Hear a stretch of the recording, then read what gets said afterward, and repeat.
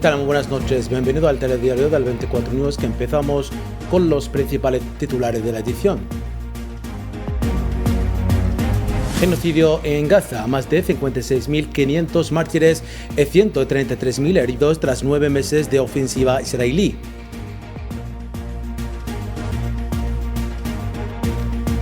Nueva orden de evacuación en Gaza, miles de desplazados por bombardeos sionistas en el norte.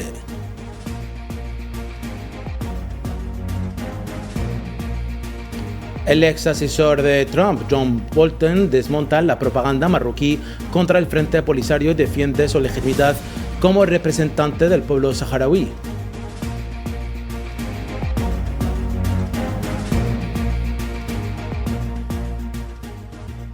Estimados telespectadores, hola de nuevo. Abrimos nuestro telediario de esta noche con el nuevo balance de la guerra genocida en curso en Gaza, donde el número de muertos ha ascendido a 56.500 mártires y 133.419 heridos desde el 7 de octubre del 2023 a manos de la entidad sionista. En las últimas 24 horas, 88 mártires y 365 heridos han sido registrados en la Franja de Gaza como resultado de las continuas masacres y ataques sionistas.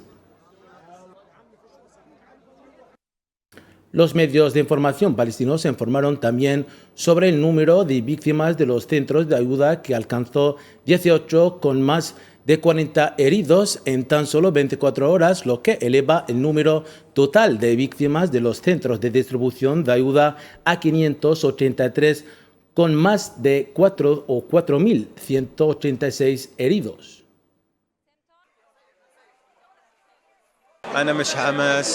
No estoy afiliado a Hamas, solo hay un ciudadano pobre que intenta encontrar comida para sus 3 hijos. Salí a comprar harina y me dirigí a casa cuando un misil impactó en la calle cerca de la escuela. Me alcanzó la cabeza con metralla.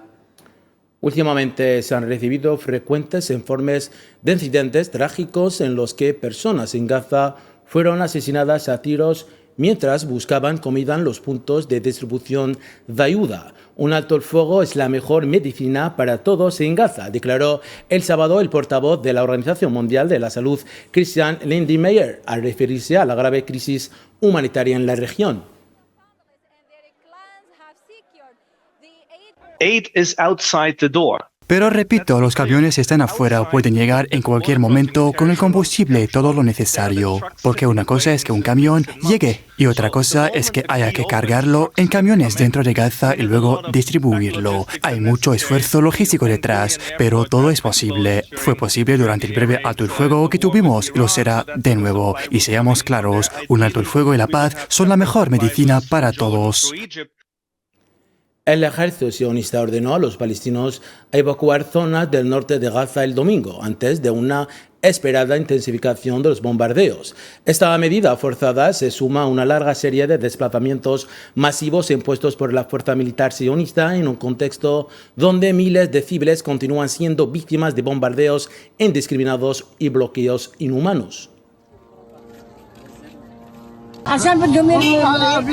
Quieren destruir la plaza, así que huimos y nuestros hijos huyen tras nosotros. Solo llevan lo necesario para salir de casa por la mañana y por la noche. Mientras los proyectiles caen como lluvia, los F-16 disparan, los tanques disparan y los drones atacan. Que Dios nos acompañe.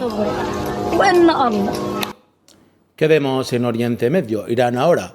Las autoridades judiciales iraníes denunciaron este domingo la muerte de 71 personas como consecuencia de un ataque perpetrado la semana pasada por la entidad sionista contra la prisión de Evin en Teherán. El portavoz del Poder Judicial, Asghar Jahangir, reveló a la agencia Mizyan que entre los fallecidos se encontraban empleados administrativos jóvenes que prestaban su servicio militar, prisioneros y familiares de preso, así como varios residentes que viven en los alrededores de la misma prisión. Y parece que el futuro del alto el fuego entre Irán y la entidad sionista sigue siendo incierto. El jefe del Estado Mayor de las Fuerzas Armadas iraníes, Abdurrahim Musavi, puso en duda el compromiso del régimen sionista o de quienes llamó sus aliados con el cumplimiento de ese cese el fuego alcanzado hace casi una semana tras 12 días de enfrentamientos.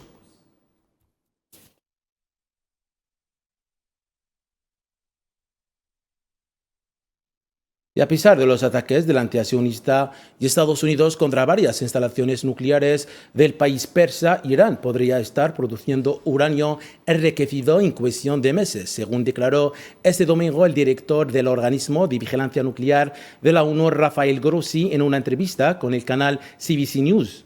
Atentos a su declaración.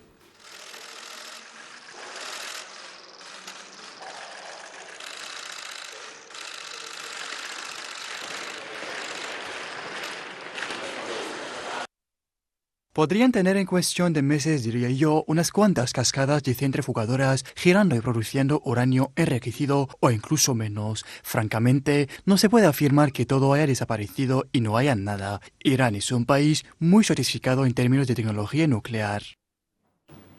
John Bolton, ex asesor de Seguridad Nacional de Estados Unidos, pidió que Washington respaldara el derecho del pueblo saharaui a la autodeterminación, en línea con la legalidad y los principios de la ONU, en una entrevista entregada, mejor dicho, al diario estadounidense Washington Times. Veamos este informe a continuación de Sarah Allel. El ex asesor de Seguridad Nacional de Estados Unidos, John Bolton, ha instado a su país a reconsiderar su postura respecto al conflicto del Sáhara Occidental, defendiendo el derecho del pueblo saharaui a la autodeterminación. En un artículo reciente, John Bolton destacó que este conflicto sigue siendo un tema internacional sin resolver que afecta a la estabilidad regional y los intereses estratégicos estadounidenses. También subrayó que la solución justa es permitir un referéndum para que los saharauis decidan su futuro, tal como lo establece la Resolución 690 del Consejo de Seguridad de la ONU de 1991. John Bolton también refutó las acusaciones contra el Frente Polisario, señalando que estas son propaganda infundada que han sido desmentidas por funcionarios estadounidenses que han visitado los campamentos de refugiados saharauis. Además, el ex asesor de Seguridad Nacional estadounidense criticó duramente la decisión de la administración Trump de reconocer la soberanía marroquí sobre el Sáhara Occidental en el 2020, advirtiendo que esta medida amenaza la estabilidad del Magreb y contradice el derecho internacional. Este reconocimiento unilateral por parte de Estados Unidos no solo viola la legalidad internacional, sino que también perpetúa el sufrimiento del pueblo saharaui y obstaculiza una solución pacífica al conflicto. La postura de Washington socava los principios fundamentales de la Carta de la ONU, que garantiza el derecho a la autodeterminación y prohíbe la ocupación ilegal de territorios. Hablando del mismo asunto, nos acompaña esta noche desde Madrid Koldo Salazar, analista internacional y experto en geopolítica de Oriente Próximo y África del Norte, para profundizar en las recientes declaraciones de John Bolton sobre el Sáhara Occidental y analizar sus implicaciones geopolíticas, jurídicas y diplomáticas en una región marcada por décadas de conflicto y ocupación. Señor Koldo Salazar, usted entrevistó últimamente a John Bolton. ¿Cómo interpreta usted sus declaraciones en defensa de la autodeterminación saharaui? Pues, en primer lugar, muchas gracias por la invitación. Realmente, en el contacto que tuve con John Bolton para hacerle la entrevista, pude ver claramente que su idea del Sáhara Occidental está totalmente enfocada en base al derecho internacional público y en base a lo que la Carta de Naciones Unidas dice y lo que dicen más de 20 resoluciones de la Asamblea General de Naciones Unidas y del Consejo de Seguridad, que son muy sencillas. En primer lugar, es que el Sáhara Occidental, en su momento, fue un territorio ocupado por España, en proceso de descolonización, ocupado por Marruecos, y los saharauis tienen el derecho inalienable, en base al censo español del 74-75, a realizar una votación para un referéndum, sobre su futuro, sobre la autodeterminación, que parte no de la base del derecho internacional público, eso simplemente toda la legislación que lo avala, sino que ese derecho de autodeterminación parte de ese mismo pueblo, el pueblo saharaui. Por lo tanto, el pueblo saharaui, Bolton lo que dice es que, acorde al derecho internacional público, acorde al plan Baker, en el que él mismo participó con el señor James Baker, y de los acuerdos de Houston, Marruecos tiene que permitir y facilitar ese referéndum, y no lo está haciendo. Vale, señor Salazar, ¿qué consecuencias podría tener este tipo de posicionamiento desde una figura influyente como Bolton para la política exterior de Estados Unidos? Como bien comenta, es una figura muy influyente, tiene una larga carrera, fue embajador de los Estados Unidos en la ONU, fue asesor de seguridad nacional durante el primer gobierno de Donald Trump, tiene una carrera muy larga.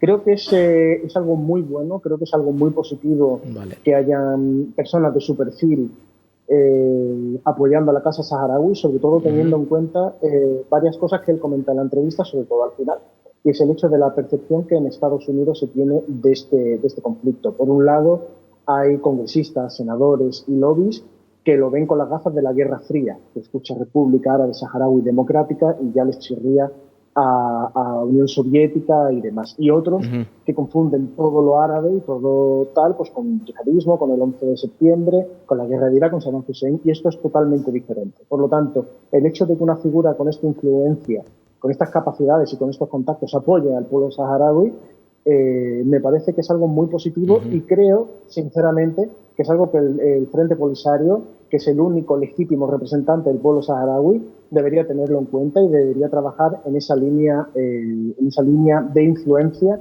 y de dar a conocer su lucha en posiciones importantes como pueda ser la sociedad estadounidense, que es una sociedad que es del país ahora mismo más poderoso del mundo. Y creo que gente como Bolton y como el senador Mike Rams, que él cita en la entrevista que yo le hice, es muy positivo. ¿Y cómo usted, pues, o sea, cómo ve usted o cómo afecta más bien el reconocimiento de Trump de la soberanía marroquí sobre el Sahara Occidental a la estabilidad del Magreb y del Sahel? En primer lugar, la primera consideración que habría que tener en base al derecho internacional público es la doctrina Stimson. Yo la cito mucho porque creo que es una doctrina realmente muy positiva, la cual dice algo muy sencillo: de actos ilegales no puede emanar algo legal. Es decir, no podemos justificar legalmente la ocupación marroquí del Sáhara por mucho tiempo que esta se haya producido, desde el año 75 hasta el 2025, estamos hablando de 50 años. Por mucho tiempo que pase, eso no se puede convalidar jurídicamente y sigue siendo algo absolutamente ilegal. Y todo lo que se derive de eso es ilegal. Por lo tanto, el reconocimiento de Donald Trump es un reconocimiento político que, por desgracia, por ser un reconocimiento que realiza los Estados Unidos, genera un precedente muy peligroso. Pero volvemos a lo mismo.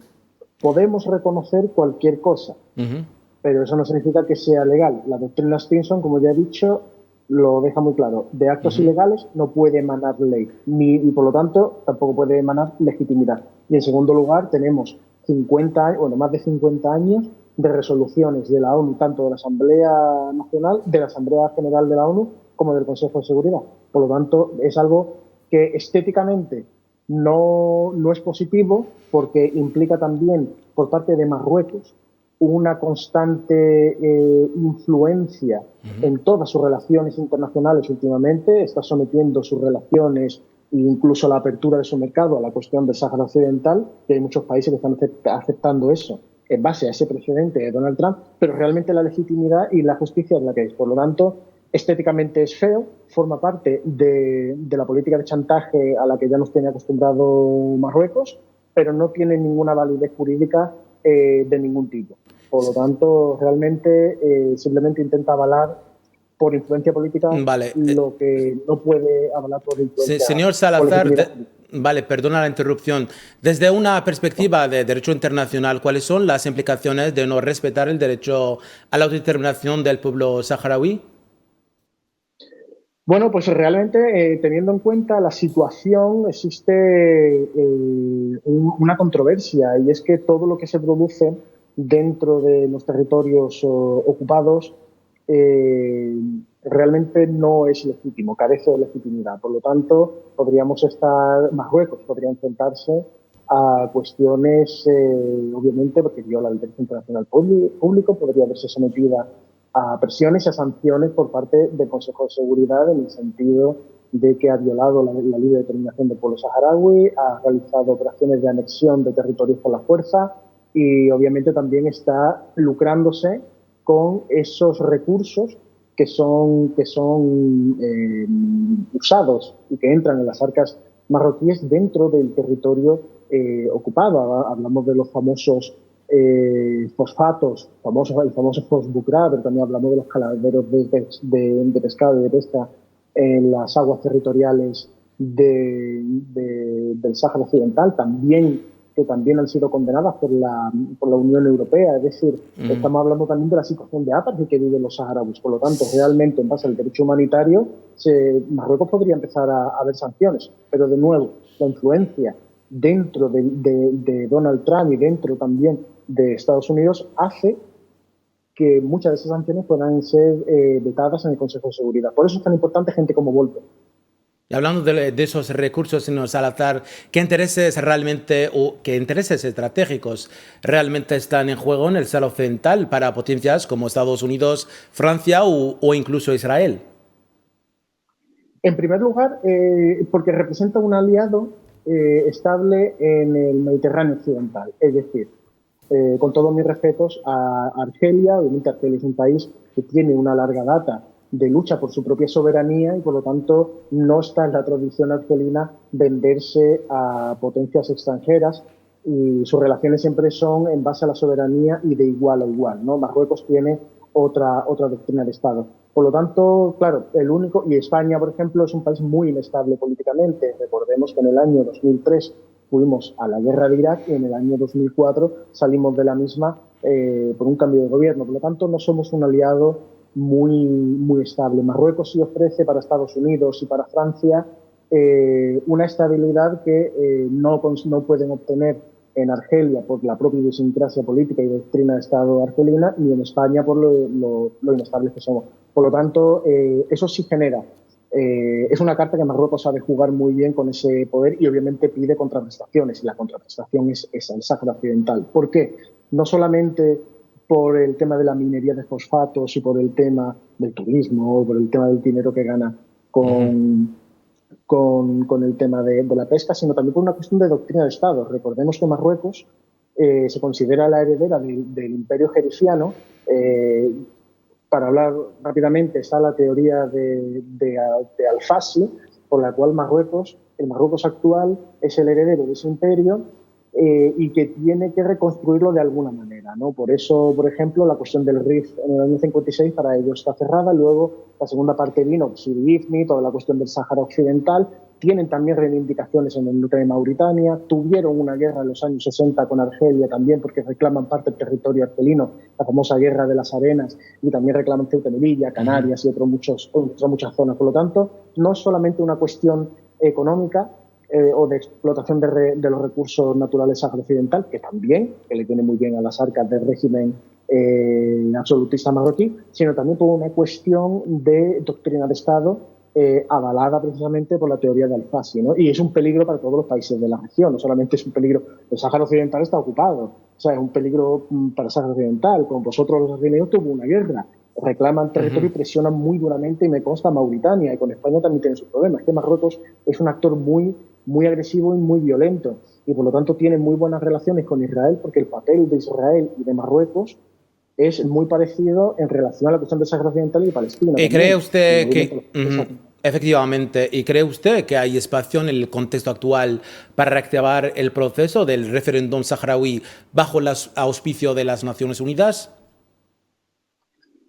Bueno, pues para ellos realmente lo que los marroquíes han hecho ha sido sentarse en el tiempo. Es decir, ellos han dicho, decimos que sí, nos ponemos las bases de la MINURSO, permitimos que estén aquí, pero nosotros vamos dejando que pase el tiempo. Así se van muriendo los saharauis que estaban dentro del censo español. Vamos injertando colonos marroquíes en el Sáhara para que, llegado el momento de hacer algún eventual referéndum, pues obviamente la población marroquí sea mayoritaria y vote a favor. Por lo tanto, yo creo que el Sáhara Occidental y el Frente Polisario tienen la obligación de reactivar el tema, pero tienen que reactivarlo también utilizando métodos del siglo XXI, métodos que implican no solamente los activistas, no simplemente la cuestión de los medios de comunicación, que son importantísimos, sino también métodos, por qué no decirlo, métodos lobistas. Necesitan utilizar campañas de mediación internacional con gente como John Bolton, utilizar contactos que el señor John Bolton tenga, entrar cerca, acercarse a los grandes líderes estadounidenses en el Congreso y en el Senado, dejar claro que ellos no son ni un grupo venido de la Unión Soviética que queda allí en el desierto del Sáhara, como un fósil geopolítico, y obviamente que tampoco son un grupo, no son Al-Qaeda ni son Estado Islámico, sino ellos tienen también que lavar su imagen en Estados Unidos, que es ahora mismo el país más importante en el mundo, en la Unión Europea, obviamente, tienen que hacer un trabajo de desinfección ideológica total en la Unión Europea, en los países de la Unión Europea, y obviamente también con Rusia y con China y demás. Es decir, ellos necesitan hacer precisamente dar la batalla a lo que está haciendo Marruecos. O sea, Marruecos lo está haciendo de una manera muy agresiva y lo está haciendo de una manera muy efectiva. El Polisario tiene que hacerlo exactamente de la misma manera, tiene que darle esa batalla y no se la está dando, por desgracia. Y yo creo que es el momento de hacerlo. Perdone, hablando del Frente Polisario, o sea, como última pregunta, ¿cómo ve la situación actual de los refugiados saharauíes, el papel del Frente Polisario en la diplomacia internacional?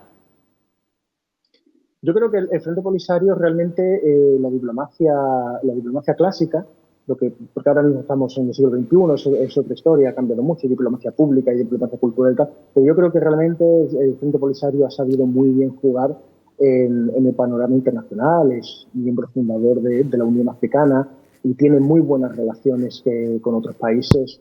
Hay algunos que no han reconocido la República Árabe Saharaui Democrática, pero sí reconocen al Polisario como único representante válido del saharaui, por lo tanto, eso ya es una gran victoria. Yo creo que diplomáticamente están bien, pero necesitan subir ese escalón. En cuanto a la cuestión de los refugiados en Tinduf, yo siempre he comentado que Argelia tomó para sí la responsabilidad que tiene España de cuidar a su propia población. No olvidemos que los saharauis, muchos de ellos, siguen teniendo un DNI español que se emitió probablemente el mismo día que mi padre y mi madre pues tuvieron el suyo pues, en los años 70 o los años 60, ¿no? Sin embargo, muchos de esos saharauis fueron vendidos y España les dio la espalda. Y como español, obviamente, creo que parte de mi responsabilidad eso. Y Argelia sí tomó esa responsabilidad que España dejó. Y por lo tanto, yo creo que los españoles tendríamos que estar muy agradecidos a Argelia por esto que ha hecho.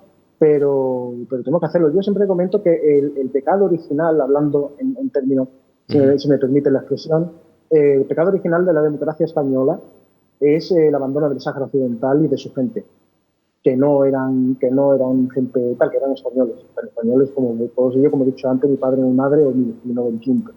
Y por lo tanto, esa responsabilidad que España ha dado la espalda, como español me siento muy obligado a intentar por lo menos a poner un punto de arena. Y obviamente agradecimiento eterno a lo que ha hecho Argelia. Señor Koldo Salazar López, perdona la interrupción, señor Koldo Salazar López, gracias por habernos acompañado, gracias por su valiosa intervención. Muchas gracias, un placer. En Sudán pasamos donde murieron 239 niños sudaneses debido a la desnutrición y la falta de alimentos y medicinas en Al-Fasher, en el norte de la región de Darfur, al oeste del país. La red de médicos de Sudán confirmó en una publicación en la plataforma X que esta cifra corresponde a las muertes que su equipo médico pudo contabilizar durante los primeros 6 meses del año en curso, debido al aumento de los casos de hambre, la escasez de alimentos y medicinas y al ataque del Grupo Apoyo Rápido contra los almacenes de alimentos infantiles en la ciudad de Al-Fashir. Y tratándose del expediente ruso-ucraniano, el portavoz del Kremlin, Dmitry Peskov, subrayó que Rusia no será llevada a la mesa de negociaciones mediante presiones ni amenazas. En una entrevista con el canal Rusia 1, Peskov criticó los planes de la Unión Europea de adoptar un nuevo paquete de sanciones contra Moscú, calificándolos de ilegales y advirtiendo al mismo tiempo que tendrán graves consecuencias para quienes las impongan. A su vez, el canciller ruso Sergei Lavrov afirmó que resolver la crisis en Kiev requiere eliminar lo que considera amenaza a la seguridad de Moscú debido a la expansión hacia el este de la OTAN durante una reunión con su homólogo kirguís Jembek Kulubayev. El domingo en Bishkek, Lavrov reiteró el rechazo firme de Rusia a la instalación de infraestructura de la OTAN en Ucrania, considerando cualquier acercamiento entre ambas partes como una amenaza para la seguridad nacional rusa. Por su parte, el presidente de Ucrania, Volodymyr Zelensky, ha firmado un decreto para la retirada del país de la Convención de Ottawa que prohíbe la producción y el uso de minas antipersona, informó el sitio web presidencial este domingo. En un mensaje en vídeo dirigido al pueblo ucraniano, Zelensky destacó que Rusia nunca formó parte de esta convención, incluso durante la guerra contra Ucrania. También somos conscientes de las complejidades del procedimiento de retirada, reconoció Zelensky, añadiendo que esta decisión enviará una señal a los socios políticos de Ucrania sobre cuáles deben ser sus prioridades. Pasamos a América Latina, donde este domingo millones de chilenos acudieron a las urnas para elegir al sucesor del presidente Gabriel Boric dentro de la coalición de izquierda Unidad para Chile de cara a las elecciones del 16 de noviembre. Entre los principales candidatos figuran las exministras Carolina Toa y Rinette Jara.